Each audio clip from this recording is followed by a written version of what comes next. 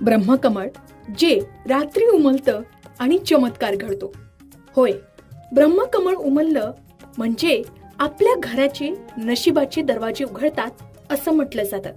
साक्षात ब्रह्मदेवाची कृपा मानलं जाणारं ब्रह्मकमळ हे आपल्या घरात उमललं तरी ते फूल फक्त काही तासांसाठीच असतं.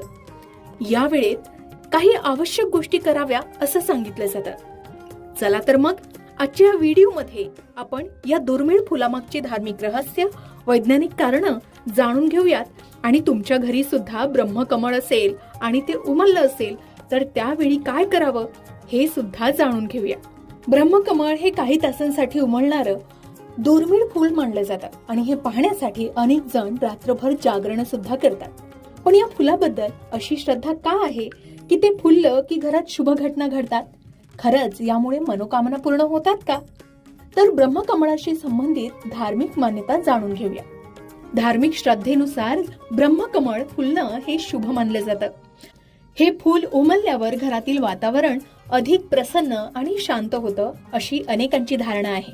त्यामुळे अनेक कुटुंब हे फूल उमलल्यावर संपूर्ण कुटुंबासह त्याचं दर्शन घेतात आणि देवाची प्रार्थना करतात. ब्रह्मकमळ या नावामुळे या फुलाचा संबंध सृष्टीचे निर्माता भगवान ब्रह्मा यांच्याशी जोडला जातो.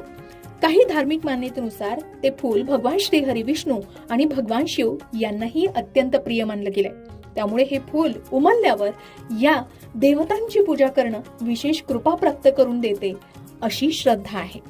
आता ब्रह्मकमळ उमलताना मनापासून केलेली प्रार्थना ही देवापर्यंत पोहोचते आणि मनातील इच्छा पूर्ण होते अशी लोकमान्यता आहे. म्हणून अनेक जण हे फूल उमलल्यावर शांत मनाने देवाचं नामस्मरण करतात आणि आपल्या इच्छा व्यक्त करतात. वास्तू आणि धार्मिक श्रद्धेनुसार ब्रह्मकमळ फुलणं हे घरातील समृद्धीचं प्रतीक मानलं जातं. त्यामुळे आर्थिक अडचणी कमी होऊन प्रगतीचे नवे मार्ग मोकळे होतात अशी ही धारणा आहे. यामुळे व्यवसाय, नोकरी किंवा आर्थिक व्यवहारात सकारात्मक बदल होण्याची ही श्रद्धा व्यक्त केली जाते. अनेकांच्या मते ब्रह्मकमळातून निर्माण होणारी सात्विक ऊर्जा ही घरातील नकारात्मक वातावरण कमी करण्यास मदत करते. त्यामुळे घरात शांतता आणि सकारात्मक विचार वाढतात अशी ही धार्मिक मान्यता आहे. काही लोक हे फूल वास्तुदोष कमी करण्याचं प्रतीकही मानतात. ब्रह्मकमळ फुललं की संपूर्ण कुटुंब एकत्र येऊन त्याचं दर्शन घेतात आणि पूजाही करतात. त्यामुळे कुटुंबातील प्रेम, विश्वास आणि एकोप्यात वाढ होते अशी श्रद्धा आहे. अनेक जण या क्षणाला शुभ मानतात. हे फूल वर्षातून एकदाच किंवा फार क्वचित उमलतं. शिवाय ते रात्री उमलून पहाटेपर्यंत कोमेजू शकतं.